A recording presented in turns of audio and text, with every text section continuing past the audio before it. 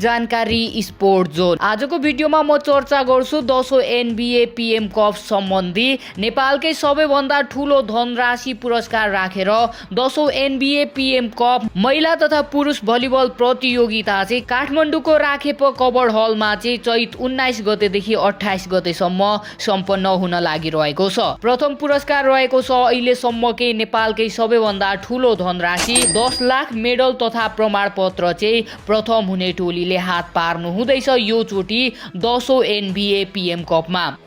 दोस्रो हुने टिमले 5 लाख मेडल तथा प्रमाणपत्र, तेस्रो हुने टिमले 2,50,000 मेडल तथा प्रमाणपत्र, त्यसैगरी सर्वोत्कृष्ट खेलाडीलाई 60,000 मेडल तथा प्रमाणपत्रको व्यवस्था रहेको छ। त्यसैगरी विधागत तर्फको पुरस्कारमा 30,000 मेडल तथा प्रमाणपत्र रहेको छ। यसले गर्दा अहिले नेपाली भलिबल खेलाडीहरूमा एक किसिमको उत्साह छाइरहेको छ, उमङ्ग छाइरहेको छ, किनकि यत्रो ठूलो धनराशिको पुरस्कार त्यो चाहिँ टिमलाई फाइदा हुने भो भने विधागत पुरस्कारहरूले पनि खेलाडीको मनोबल बढाइरहेको छ। अब सबैको चासोको विषय उठाउन चाहन्छु, 10औं NBA कपमा चाहिँ कुन कुन टिमले सहभागिता जनाउँदैछ त। योभन्दा अगाडि 9औं NBA कपको चाहिँ पुरुषतर्फ टप 8 मा जुन जुन टिम पर्नु भएको थियो त्यही टिमहरूको चाहिँ प्रतिस्पर्धा हुँदैछ 10 लाखको लागि। त्यसैगरी महिला अन्तर्गत टप 6 मा जुन जुन टिम पर्नु भएको थियो उहाँहरू बीचमा नै 10 लाख नगदको लागि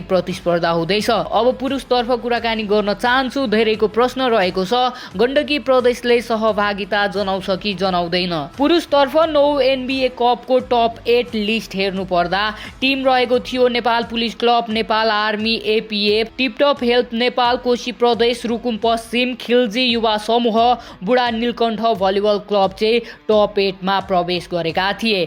NBA को नियम अनुसार 9औं NBA कप जसले खेलेको थिएन त्यो टिम चाहिँ सहभागिता हुँदैन जस्तो कुरा आएको थियो। योभन्दा अगाडि गण्डकी प्रदेशले सहभागिता जनाएको थिएन, जिनो आशा मात्र रहेको छ। गण्डकी प्रदेशले अब कसरी खेल्न पाउँछ त धेरैले प्रश्न गरिरहँदा हाम्रो बुझाइ र अरूको कुरा सुनिरहँदा यदि 8 वटा टिम मध्ये कुनै एउटा टिम आएन भने गण्डकी प्रदेशले खेल्न पाउनेछ। नत्र गण्डकी प्रदेशका खेलाडीहरू विभिन्न प्रदेश या त क्लबबाट खेल्ने जानकारी पनि आएको छ।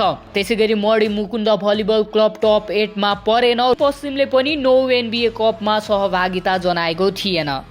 आजको लागि भलिबल सम्बन्धी अपडेट यति नै। अब चाहिँ भने ब्याक टु ब्याक नयाँ भिडियोको साथमा उपस्थित हुनेछु। च्यानललाई सब्स्क्राइब र पेजलाई फलो गर्नुहोस् भन्दै नमस्ते, जय भलिबल।